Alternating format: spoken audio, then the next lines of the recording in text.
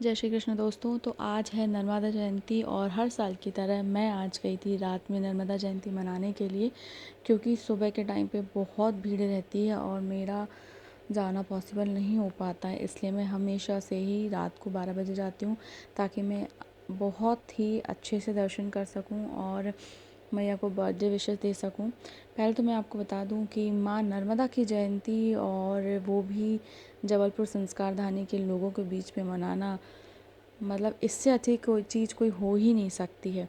आप देख सकते हैं रात के 12 बजे के बाद भी यहाँ पे पूरा का पूरा जबलपुर ऐसा लगता है मानो माँ नर्मदा के पावन तट पर अपने इस अवसर को कोई खोना नहीं चाहता है। हर कोई यहाँ पे अलग अलग तरीके से इसको मनाने के लिए आया हुआ है।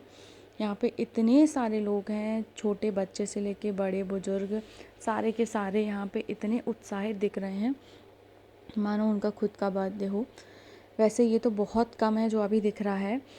इसके अलावा अगर कल इन केस कुछ वीडियोस मेरे पास आए तो मैं ज़रूर शेयर करूँगी, पर चूँकि मैं आज ही गई थी तो मैं आज आपको यहाँ पे दिखाऊँगी कितना कुछ है देखने के लिए। बिकॉज़ जबलपुर जैसे शहर में अगर ये नहीं हो तो और क्या।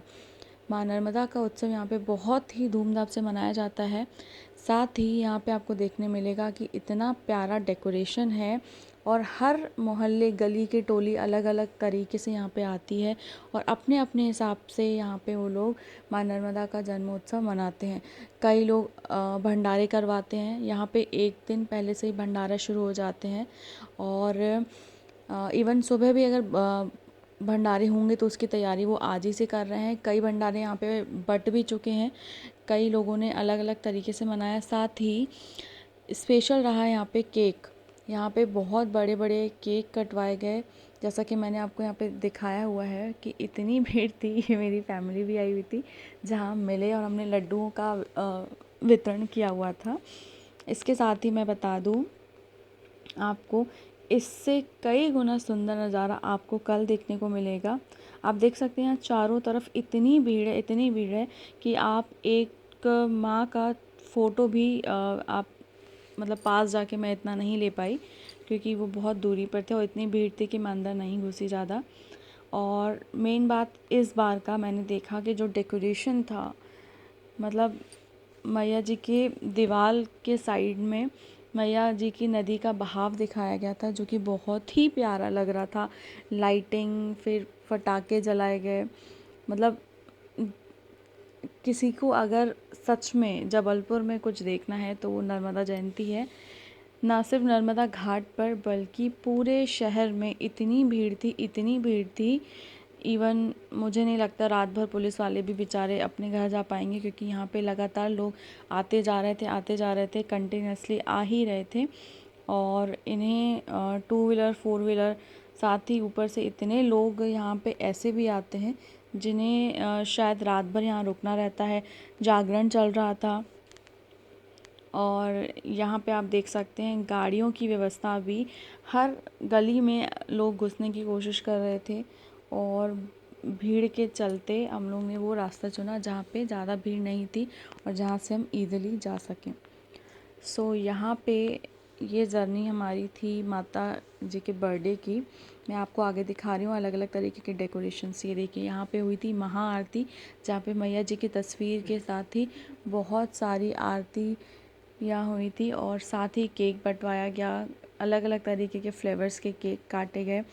लोगों ने भंडारे के प्रसाद अलग तरीके से वितरण किए। यहाँ पे लिखा हुआ था दियों के साथ जय श्री राम, और ये बहुत प्यारा लग रहा था। हालांकि मैं यहाँ पे लेट पहुँची और स्पेशली हर जगह पर फटाके और ये हमें मिला केक, हमने खाया। थोड़ा सा केक मैंने भी खाया यहाँ पे। आगे तो अब मैं आपको बताना चाहूँगी कि माँ नर्मदा जी जो हैं वो अलग विपरीत दिशा में प्रभावित होती हैं, और साथ ही शास्त्रों के अनुसार माँ नर्मदा जी का पूजन करना बहुत ही कल्याणकारी है। साथ ही अगर आप इस दिन नर्मदा जयंती के दिन माँ नर्मदा जी का चालीसा करते हैं या पूरा इनका विधि विधान से पूजा पाठ करते हैं तो आपकी जो भी इच्छा होगी, वैसे तो माँ के दरबार में जाके बस अपनी हाज़िरी लगाना ही अपने आप में एक बोलना चाहिए सबसे प्यारा पल कहलाता है। लेकिन अगर आपके जीवन में कोई भी समस्या हो, अगर आप कुछ भी अपनी इच्छा रखते हैं, तो माँ के दरबार में जाकर आप एक बार ज़रूर बोलें, वो आपको खाली हाथ कभी नहीं भेजेंगी।